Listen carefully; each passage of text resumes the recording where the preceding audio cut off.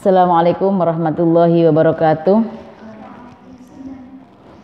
Bismillahirrahmanirrahim. Ila asyrafin nabiyil mustafa Muhammadin sallallahu alaihi wasallam wa ala alihi wa azwajihi wa dzurriyyatihi minal anbiya'i wal mursalin wa ala alihi wa sahbihi ajma'in wa khususan pegang kitab ini wa nafa'ana bi ulumina sya'ulamul Fatihah. A'udzubillahi minasyaitonir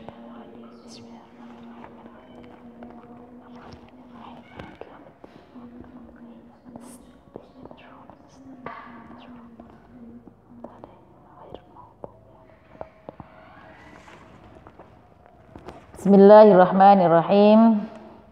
Alhamdulillah, syukurlah kita sudah sampai di bab khutbah akdun nikah.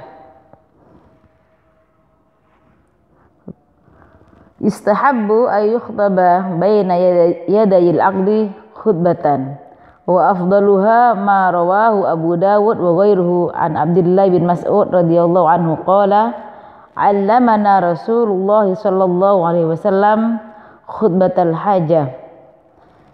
Hukum khutbah disunnahkan.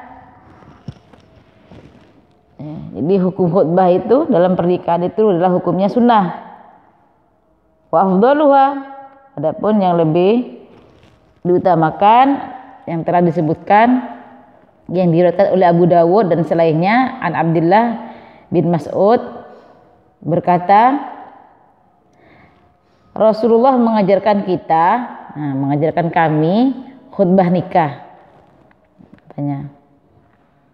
Jadi Rasulullah telah mengajarkan, allamana Rasulullah mengajarkan kepada kami, mengajarkan tentang khutbah nikah. Bagaimana khutbah nikah bacaannya? Bismillahirrahmanirrahim. Alhamdulillah nasta'inu wa nastaghfiruh wa na'udzu bihi min syururi anfusina may yahdihillahu fala mudhillalah wa may yudlil fala hadiyalah wa asyhadu an la ilaha illallah wa asyhadu anna Muhammadan abduhu wa rasuluh. Ya ayyuhan nasu taqu rabbakumul ladzi khalaqakum min nafsin wahidah wa khalaqa minha zawjaha wa batha minhuma rijalan katsira wa nisaa wattaqullaha alladzi tasaaluna bihi wal arham innallaha kana 'alaikum raqiba. Surat An-Nisa. Ya ayyuhalladzina amanu taqullaha haqqa tuqatih wa la tamutunna illa wa antum muslimun. Surat Al-Imran. Kemudian ada lagi, ya ayyuhalladzina amanu taqullaha wa qulu qawlan sadida yuslih lakum a'malakum wa yaghfir lakum dzunubakum wa may yuti'illaha wa rasulahu faqad faza fawzan 'azima. Surat Al-Ahzab.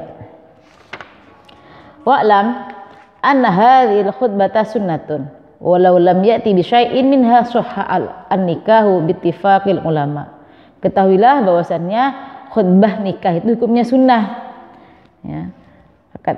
Akad nikah tetap sah walaupun tidak ada khutbah. Jadi walaupun tidak ada khutbahnya, akad nikahnya tetap sah. Karena apa?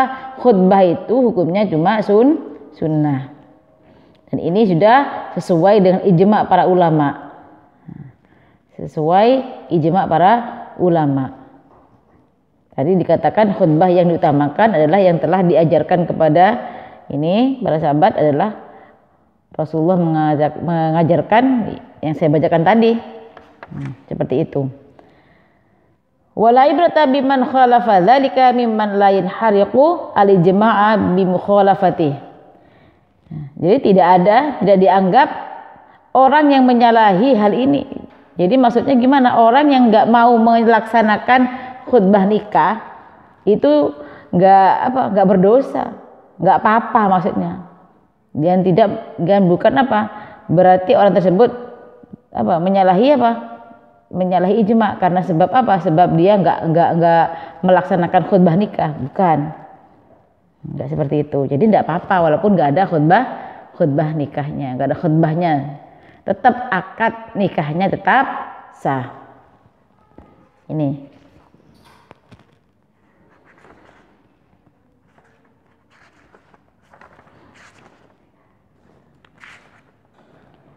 Kita lanjut.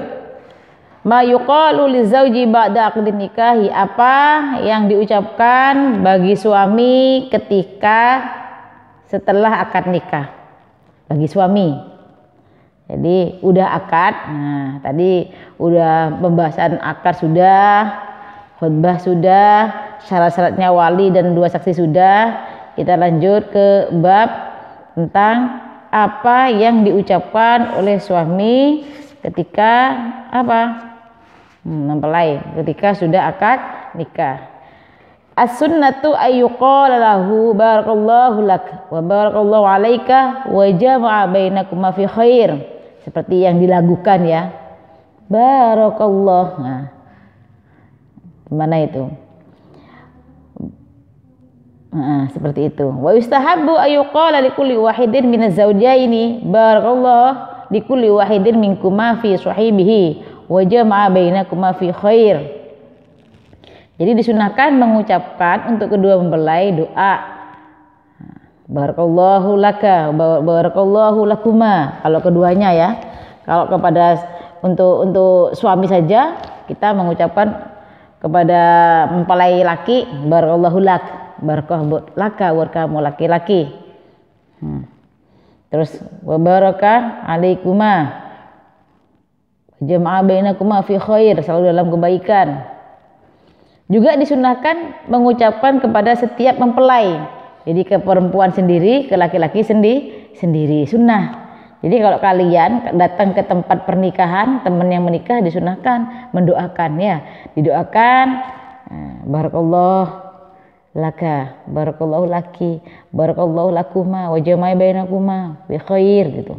Atau bahasa terjemahannya. Kalau tidak bisa bahasa Arab ya apalah pokoknya mendoakan ya. Sunnah hukumnya. Mendoakan, jangan didoakan yang jelek-jelek.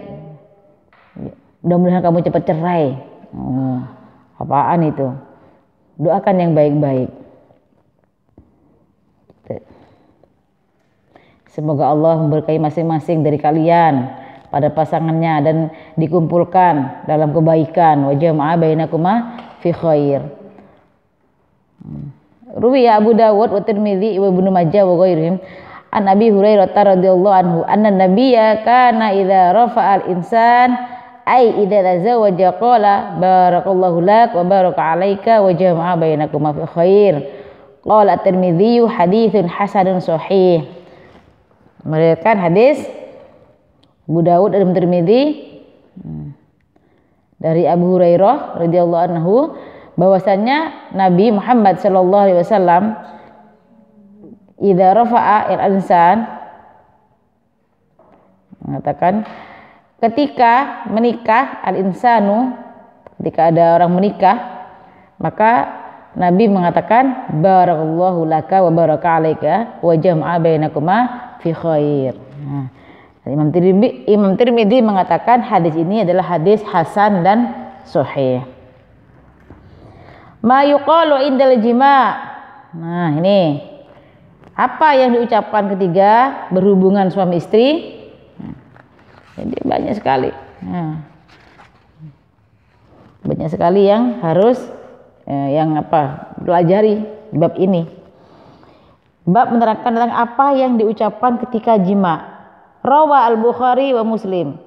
Meriwayatkan siapa Imam Bukhari dan Imam Muslim dari Ibnu Abbas radhiyallahu anhuma dan langsung ali nabiyyi dari Nabi Muhammad sallallahu alaihi wasallam qala law anna ahadakum idza ata ahluhu qala bismillah Allahumma jannibna syaitan wa jannibis syaitan ma razaqtana faqdiya bainahuma waladun lam yadurruhu.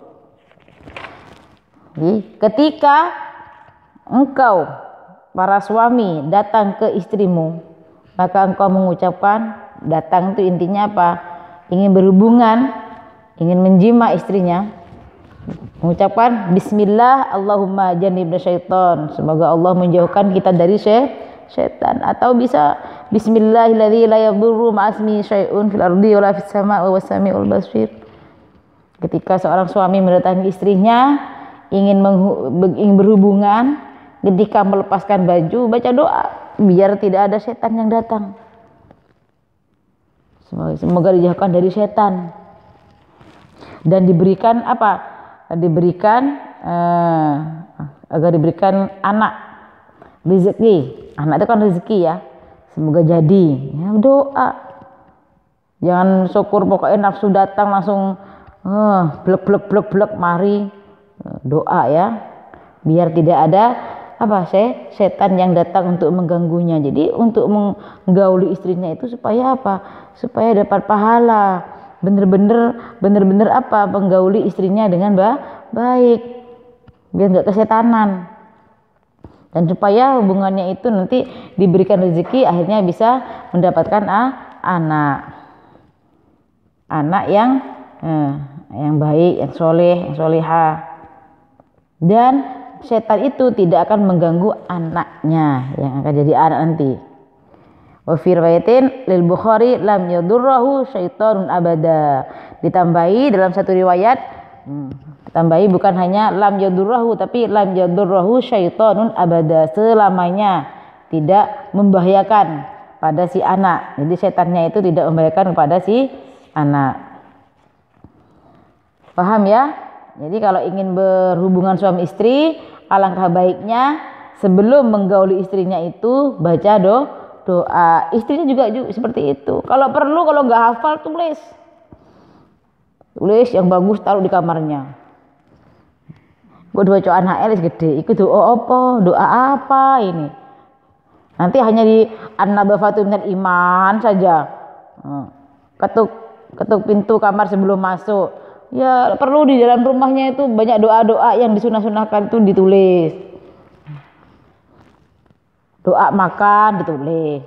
Doa berhubungan suami istri nggak ditulis, taruh di kamarnya. Jadi biar nggak lupa. Atene berhubungan loh. Oh iya, guru maca doa. Kan ingat ya. Nah, bahayanya itu kalau punya anak udah besar, doa apa ini mah? Nah, bahaya itu. Ya andaikan. Ya enggak apa-apa lah. Ma yuqalu indal wilada. Apa yang diucapkan ketika melahirkan. Rawa Abu Dawud wa Tirmidzi an Abi Rafi radhiyallahu anhu maula Rasulullah sallallahu alaihi wasallam. Abu Dawud dan Imam Tirmidzi meriwayatkan dari Abi Rafi. Abu Rafi itu siapa? Budaknya Rasulullah. Qala berkata siapa Abu Rafi? Ra'aitu Rasulullah, saya melihat Rasulullah adzana fi udhunil Husain bin Ali hina waladathu Fatimah bis shalah. Katanya Abu Rafi, dia melihat Rasulullah mengadzani di kepalanya Sayyidina Husain bin Ali ketika dilahirkan oleh Sayyidah Fatimah dengan disolati, dengan azan sholat. Makanya sekarang itu kalau pasca melahirkan ayahnya dipanggil untuk mengazani telinga anaknya, telinga kanannya itu diazani seperti azan sholat, disolati dengan azan sholat lengkap. Allahu Akbar dengan lagu lah, asyhadu an la ilaha, 2 kali Allahu Akbarnya ya kan, seperti azan sholat itu sudah. Biasanya tambah lagi yang kiri dikasih iqomah ya. Nah seperti itu. Ini sudah ada ini hadisnya. Sayyidina Husain waktu dilahirkan langsung siapa? Rasulullah yang mengazani. Intinya dalam hadis ini kita kutip bahwasannya kalau ingin mengikuti perilaku Rasulullah ya seperti ini. Dibaca azan. Enggak harus bapaknya toh. Kan nggih. Kakeknya juga boleh. Seperti itu. Wa istahabbu ayyu'adzina fi udhunihil yumna wa yuqima fi udhunihil yusra. Jadi disunahkan di telinga kanan azan, di telinga kiri itu diiqomati. Nah, nanti kalau suaminya tidak paham, ya kalian kasih tahu. Kasih tahu. Ada hadisnya kok gitu. Bukan bid'ah ini. Benar-benar bid'ah. Terima kasih. Alhamdulillah sudah sampai di sini. Nanti kita lanjutkan lagi bab-bab yang lain yang lebih seru dan lebih panas lagi. Akhirnya yang mendengarkan sampai kepengen nikah kebelet nikah juga. Mohon maaf atas segala kurangan. Assalamualaikum warahmatullahi wabarakatuh.